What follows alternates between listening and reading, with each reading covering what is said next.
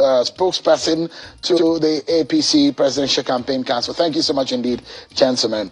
Before I bring back Reno Omokri into the conversation, we were talking about the criticism coming from the PDP, especially from Daniel Bwala, who said, look, the APC is at the campaign organization is in sort of activism against its own party ahead of the 2023 because it's talking about renewed hope. So what happened about the hope that they promised to Nigerians?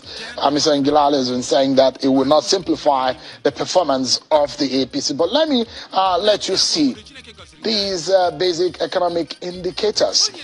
And we put side by side the pre-Buhari administration 2015 and what some of these indicators are presently. It will help Nigerians to be able to, for themselves, be able to judge and see and assess what exactly is going on.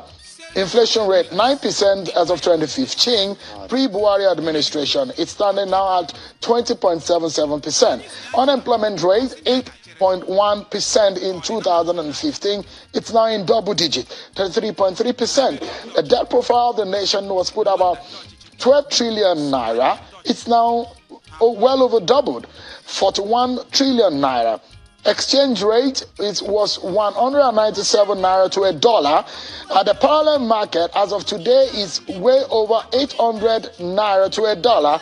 In the bank rate is about $430, 40 naira to a dollar. Foreign reserve, $228 billion was in there. Now it's 38 billion. And the GDP growth rate, 2%, now 3%. So if you look at some of these indicators, Mr. Ngilale, would you say that your government, under President Muhammadu Buhari, has performed based on the promises he made to Nigeria, which includes adequate power supply, job creation, and other indices that relating to the parity of the dollar to the naira? Seun, thank you very much. Before I begin, do I have your commitment that as I answer this question that you will not interrupt me the way you did not interrupt Reno? Please. I will answer you. Well, I've not interrupted you except when I needed to. So I allowed you to speak your mind. The way I've allowed you. Please go ahead. Yes, thank you very much. I would like to land because this is very detailed and I want to be very clear with Nigerians about the facts that you've laid out and what we have to say about them. First and foremost, let us look at this issue of debt. If you can pull up the chart, that would be very useful for all of our viewers.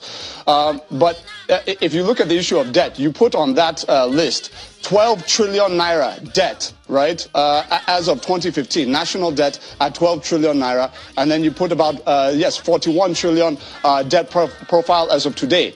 Now, this stat has been on most programming in some Nigerian news stations for a long time, absolutely and sometimes deliberately misleading Nigerians. And I say so because of this. And whatever I'm going to say now is verifiable, and I'll tell you where you can get the source of information. On the debt profile of 12 trillion that you're talking about there, it's relative to a currency value, right, of $150. 150 naira to $1 as of the time. 180 naira to $1 as it was at around 2015 or 197 thereabout. If you break that down as of the currency value at that time, the exchange rate at that time, what you will come up with is a total national debt figure of about 60. At the time, it was about 64 billion US dollars. That is what we inherited on the first day in office, was 64 billion US dollars total national debt. Now, if you look at the 41.68 trillion, right, and you're juxtaposing that not with 197 naira to $1, but with the current exchange rate where it is right now on the parallel, you will now get the actual debt figure as it is right now. And I believe at last check, if you look at the Debt Management Office, that's DMO. I invite every Nigerian listening to go to dmo.gov.ng to go and look at what the national debt was in 2015 and what the national debt is in 2022. What you will find is that when President Goodluck Jonathan took office in 2010, our national debt was $35 billion. When he left office 2015, our national debt was $64 billion. meaning that he added essentially $30 billion to the national debt.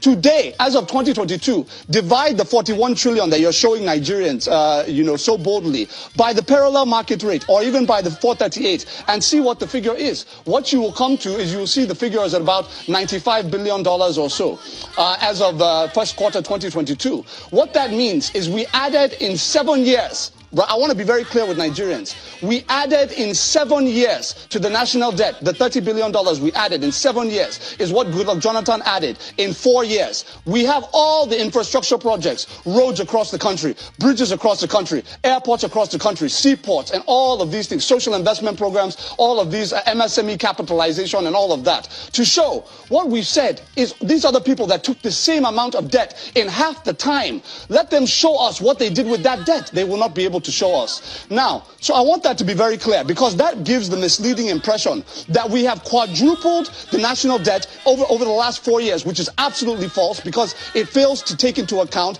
devaluation. And this is the kind of thing that we need to avoid. Secondly, if we're talking about our foreign reserves, tell me how we came about the miracle that you have the highest revenues in the history of the country, an average of $110 per barrel and all of that, earning more than any other president had earned in history, right? And our foreign reserves were lower in 2015 than they are today after 2 recessions and a global pandemic and all of the hard infrastructure, social investment that we put in place. How is it possible that we increased it? I can tell you how. We stopped spending $4 billion a year on rice imports because we were too lazy as a government at that time to think about how we're going to feed ourselves and increase local production. We waited for President Muhammadu Buhari to come into place so that he could put in place the Anchor Borrowers Program, so that he could build rice mills and processing plants across the country, so that instead of paying $4 billion a year in scarce foreign exchange for rice we can grow here, we're growing it here, we're consuming it here, and now that $4 billion we can now use to partially fund our budget. Again, the next point I want to make, from 1960 to 2015, my dear brother, we were able to accumulate a total of 13 million taxpayers. I said 13, not 30. 13 million taxpayers in 55 years.